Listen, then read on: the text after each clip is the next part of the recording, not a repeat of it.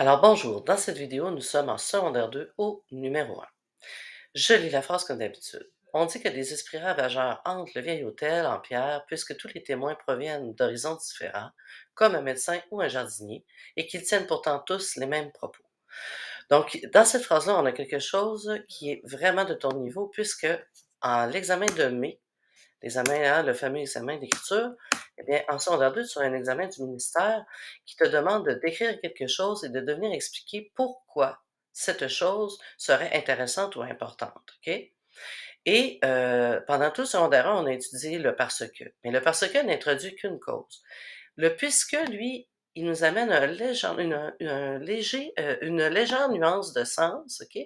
Que je te montre ici directement, de cause à effet. Qu'est-ce que ça veut dire, ça, une cause à effet? Si on regarde la phrase, OK, on dit que des esprits ravageurs. Bon, premièrement, qu'est-ce que c'est puis pourquoi je l'ai mis en italique? Ben, premièrement, je l'ai mis en italique parce que ça fait partie d'une figure de style que tu dois étudier en secondaire 2, à savoir la métaphore. Donc, une métaphore, contrairement à la comparaison qu'on a étudiée pendant tout le secondaire 1, donc c'est une image, mais sans lien direct avec un comme, par exemple.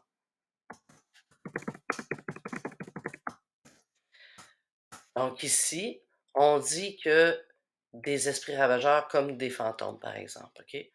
On dit, quelque chose comme ça. Fait que les esprits ravageurs, c'est une image pour envoyer à quelque chose de directement qui serait les fantômes, OK, ici. Et donc, des fantômes, personne ne croit en ça, hein? Puis là, on dit que ça se pourrait que le vieil hôtel soit hanté par des esprits ravageurs parce que les témoins proviennent médecins et jardiniers. Ben, médecin, hein, ça a plus d'autorité, hein, dans une société qu'un jardinier. Si on pense, par exemple, à Sam Genji dans Seigneur des Anneaux, hein, lui, il dit lui-même: «Moi, j'ai moins de crédibilité». Je me suis inspirée de cette phrase-là d'un événement qui est arrivé pour vrai dans une chronique que Christian Pagé racontait, où en 1967, on avait cru à un, un phénomène extraterrestre puisque, les témoins provenaient d'horizons différents, OK? Par exemple, je sais pas moi, un simple pêcheur de crabes, versus, un grand militaire capitaine d'un bateau avaient vu tous la même chose et sans se consulter, avaient tous raconté la même histoire. Fait que c'est un peu la même chose ici. Eux, ils ont cru que ça se peut qu'il y ait événement dans le 5 inexplicable. Donc ici, hein, ben, comme on a des médecins puis des témoins. Donc le puisque si je reviens à cause à effet, c'est la cause qui produit l'effet qu'on y croit, OK? C'est un léger glissement de sens et comme c'est pas très facile à comprendre, on doit l'étudier en secondaire 2 toute l'année à travers des phrases comme ça, il va en avoir tout le long. Aussi, dans des questions qu'on te pose, qu'on avait déjà d'ailleurs commencé en 1 là, par exemple, «Pourquoi, tu aimes tel roman?» Ben, puisque cause à effet, OK? Donc voilà. Donc, j'ai mes 3 constituants obligatoires et on commence directement avec un puisque que tu devras étudier pendant tout ton secondaire 2. Donc, puisque c'est mon CP et mon sujet de la phrase, c'est on. Bon, là, ça, c'est pas de ton niveau. Je l'ai glissé là, pourquoi? Parce que quand on met une phrase comme ça, c'est difficile d'affirmer directement des esprits ravageurs entre le vieil hôtel, puisque tous les témoins proviennent. Ça, tu sais, c'est quand même un peu. Fait que on dit que, hein, c'est supposé que. Et je trouve que même si c'est pas de ton niveau, de l'avoir glissé là, puisque tout le monde, hein, on baigne dans des oui-dire souvent, hein, puis dans le jeu du téléphone, ben, je voulais te montrer qu'on peut dire quelque chose en le supposant sans le dire directement. Donc, on dit que le grand complément du prédicat sera là. Et donc, ici, nous avons, je voulais le mettre ici comme ça. Donc, nous avons un pronom impersonnel. Bon, petite parenthèse ici. Qu'est-ce que c'est pronom impersonnel versus personnel? Bon, par exemple, il demande. C'est qui demande, hein? C'est une personne. Si je dis il pleut, ben là, le il ici, il est impersonnel parce qu'il n'y a personne qui peut pleuvoir. OK? Donc, même chose si je dis euh, on demande, puis que le on ici enverrait un groupe connu, par exemple, les élèves. Ben, on aurait un pronom personnel. Oups, j'ai fait une erreur, pardon. Cependant, hein, si je dis ici: «On dit que», on voit très bien qu'on ne sait pas c'est qui, hein. On sait que ça s'est dit, c'est comme un fait qu'on il devient impersonnel. En études littéraires, ça va arriver plus tard, c'est pour ça que je dis qu'il est pas vraiment de ton niveau. Lui, il arriverait plutôt, disons, en secondaire 4, quand on commence à faire des analyses littéraires, là, on te l'apprendrait systématiquement. Donc moi, je te le demanderai jamais comme en écriture ou, en lecture, mais je te le montre en observation dans l'analyse grammaticale. On dit que je vais le détacher, le on dit que ici, comme ça, voilà. Donc le noyau du prédicat, c'est le verbe dire. Donc le verbe dire, hein, c'est un verbe du deuxième groupe et ici, il est à l'indicatif présent. On dit que, troisième personne du singulier, c'est la raison pour laquelle ici, on a le T, la terminaison du T. Donc, on a un que ici, introduit dans un groupe verbal, donc automatiquement, hein, nous sommes en présence d'une phrase subordonnée. Comme on a vu en secondaire 1, celle-ci, elle est complétive. On a une conjonction de subordination ici. Et comme ce qui précède ici est un verbe, nous sommes en présence d'une P sub complétive.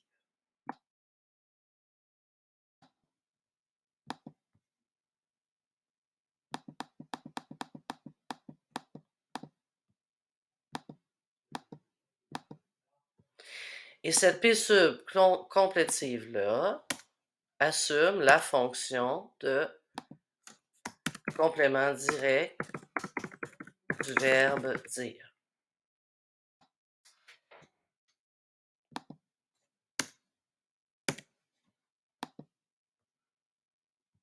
Voyons, j'ai donc bien de la difficulté.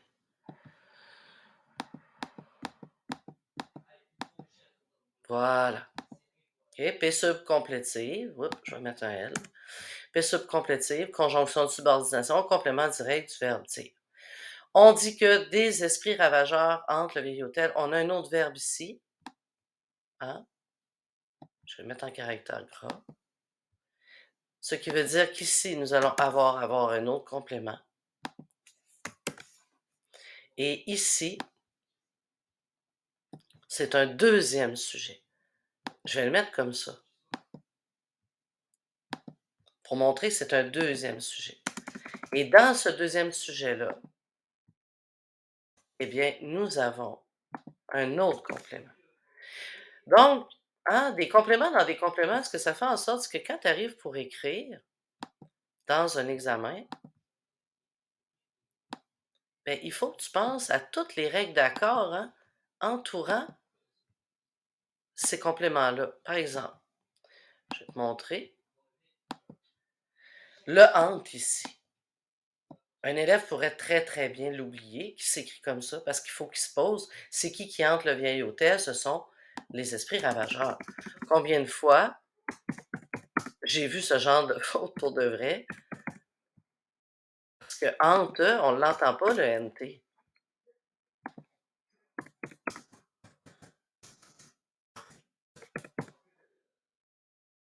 Quand on écrit, surtout en examen, on a tellement de choses à penser. Les idées qu'on va dire, après ça, toutes les règles, hein, entourant les accords, ce qui fait en sorte que souvent, on en oublie des choses à écrire, à faire, je veux dire.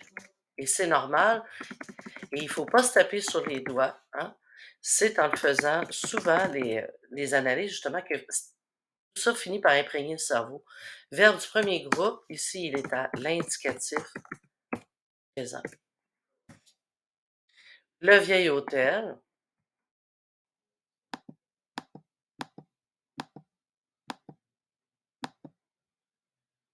donc c'est un GN.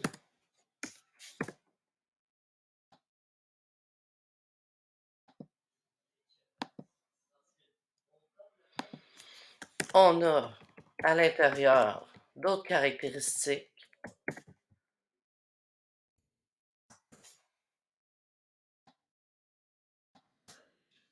Donc, on a un groupe adjectival ici. On a un GN masculin singulier. Et on a un G prêt. Excusez, féminin, hein, une pierre, pardon. Féminin pluriel.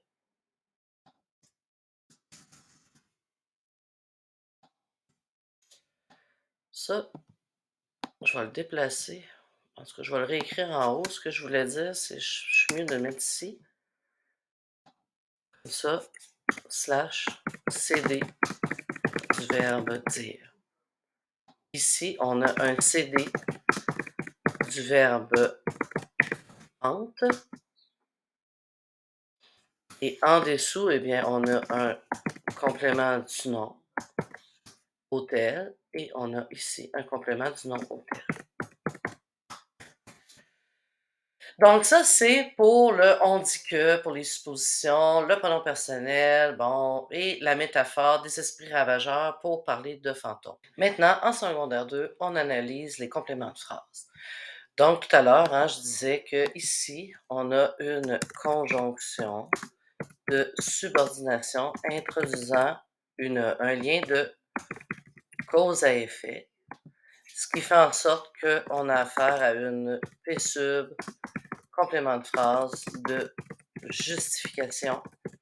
La justification étant à l'étude en secondaire 2.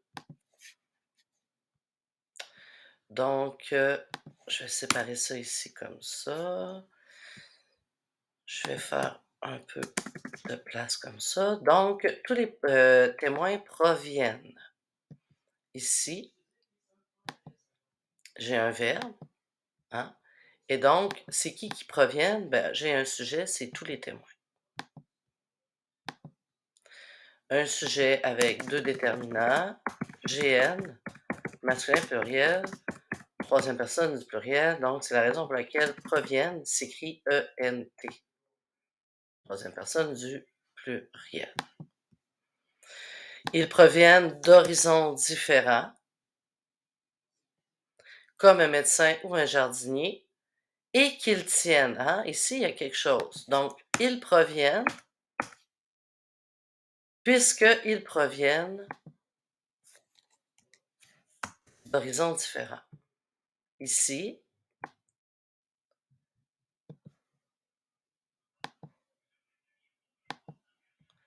c'est le complément direct du verbe provenir, puisque les témoins proviennent et que. Hein? Donc, on a deux raisons dans la justification, dans le fond. Il y a A ici et il y a B. Conjonction.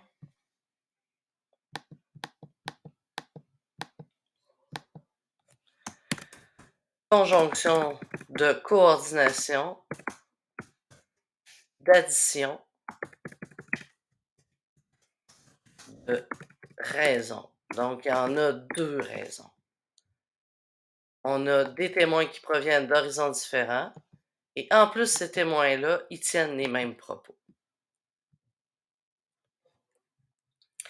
Donc, c'est pour ça que la crédibilité de ce qu'ils ont dit avait plus de poids, parce qu'ils ne se sont pas consultés, puis ils disaient la même chose.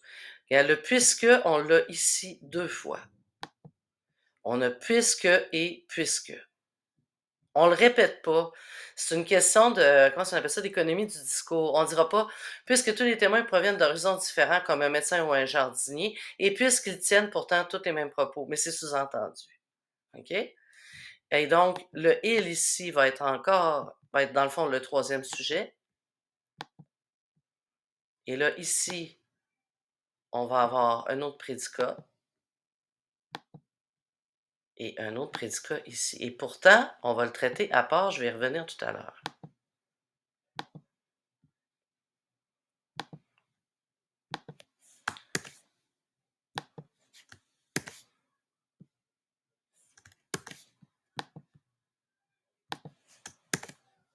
Et voilà.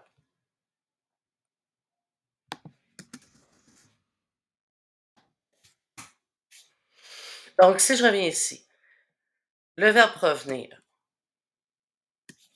est un verbe du deuxième groupe à l'indicatif présent.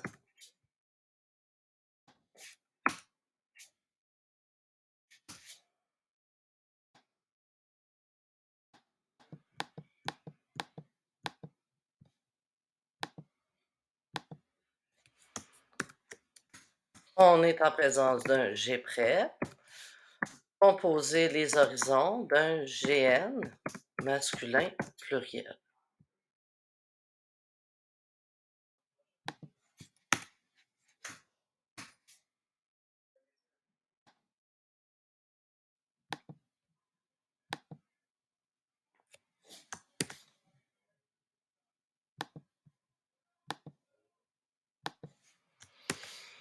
Donc, l'image horizon différent, les horizons ne sont pas pareils, ils sont hétérogènes. Groupe adjectival.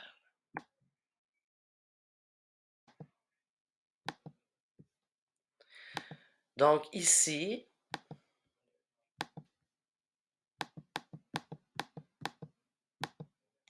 on a un complément indirect du verbe proviennent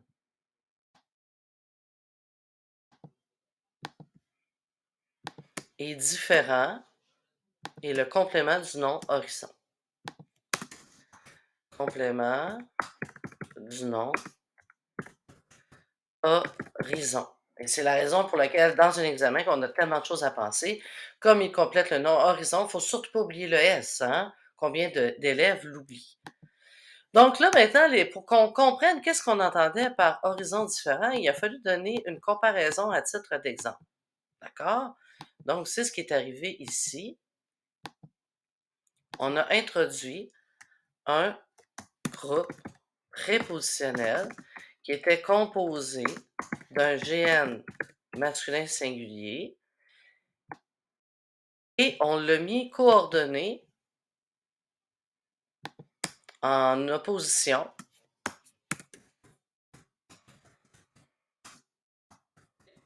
à un autre qui est un jardinier. Hein, pour démontrer que les horizons différents, ben, c'est ça. Ça pouvait être soit quelqu'un qui a une autorité versus quelqu'un qui finalement n'en a pas, supposément, dans notre société.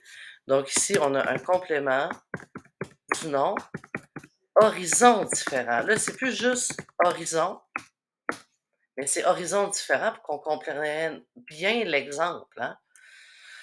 Et si je reviens ici, conjonction de coordination d'addition de deux raisons. Hein? Donc, ils tiennent. On a un pronom personnel ici, pronom personnel, qui renvoie à témoin. Je vais le détacher parce que je vais manquer de place. On a le verbe tenir des propos, verbe du deuxième groupe à l'indicatif présent. Et là, on a ici un organisateur textuel qui introduit un lien vraiment là, qui vient clore le cause à effet. Pourquoi? Parce que là, pourtant, lui, qu'est-ce qu'il fait? Il vient lier des idées de deux notions ou deux idées qui finalement étaient opposées, puis que là, on a réussi à les relier. Donc, on a relié des médecins et des jardiniers au fait que c'était possible que des fantômes existent. Hein? Donc, l'organisateur textuel ici, il est vraiment important. Organisateur textuel qui relie, oh, pardon, des idées contraires. Il vient clore le sujet finalement. Organisateur textuel et donc ici, tenir des mêmes propos, c'est un GN.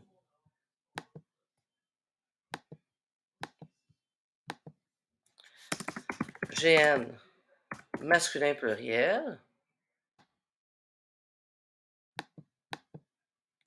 Et c'est le CD du verbe tienne. Je vais essayer de le relever un peu pour qu'on le voit mieux. Là. Je vais réduire ça comme ça. De même. Et je vais le remonter comme ça ici. Donc notre complément de phrase de justification ici, puisque tous les témoins proviennent d'horizons différents avec des images. Et là, je viens de donner qu'est-ce que j'entendais? Comme un médecin ou un jardinier. Une conjonction de coordination qui s'oppose ici. Et j'ai ajouté une deuxième raison. Ils étaient d'horizons différents, mais ils ont tenu pourtant les mêmes propos. Ce qui fait en sorte que dans 5% des événements inexplicables, on peut affirmer que peut-être il y aurait des fantômes dans le fameux manoir en pierre. Donc, c'est comme ça qu'on commence le secondaire 2, tout de suite directement avec comment se justifier avec des éléments qui apparaissent finalement injustifiables. Et donc, voilà, tu vas voir qu'il va en avoir plusieurs au courant de ton année.